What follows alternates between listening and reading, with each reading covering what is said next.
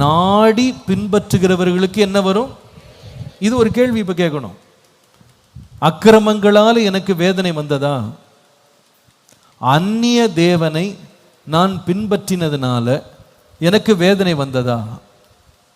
இன்னொரு விதமாக சொன்னா, தேவனை விட்டு, அவருடைய சத்தியத்தை விட்டு, அவருடைய வழியை விட்டு நான் விலகி போனதுனால எனக்கு வேதனை வந்ததா? எனக்கு வேதனை வந்ததா? கர்த்தர் எனக்காய் நியமித்த பாதையை விட்டு நான் விலகி இருக்கிறேனா?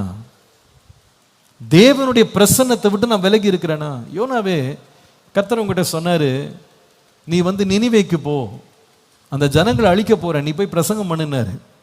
ஆனால் இவன் என்ன செய்யறான்னா, பணத்தை எடுத்துக்கொண்டு தனக்குன்னு ஒரு வழி அவன் தெரிந்து கொண்டான். காசு இருந்ததுனால தர்ஷீஷு கப்பலுக்கு சீட்டை எடுத்து கப்பலில் போய் உட்காந்துட்டான். போய் கீழ் தளத்தில் போய் படுத்துக்கிட்டான். ஆனால் வேதம் சொல்லுது, அப்பமே வேதனை ஆரம்பிச்சிருச்சு அவனுக்கு. கர்த்தருடைய சமூகத்தை விட்டு விலகி அவன் இஷ்டப்பட்ட இடத்துக்கு போகும்போது வழிநடுக அவன் பிரயாணம் சுகமா இல்லை, வேதனை நிறைந்ததாக மாறிவிட்டது.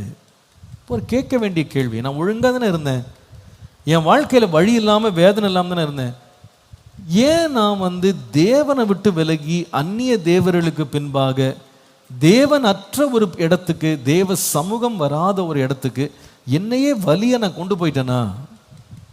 கர்த்தர் அனுமதிக்காத இடங்களுக்கு, கிரியைகளுக்கு என்னை அர்ப்பணிச்சிட்டேனா?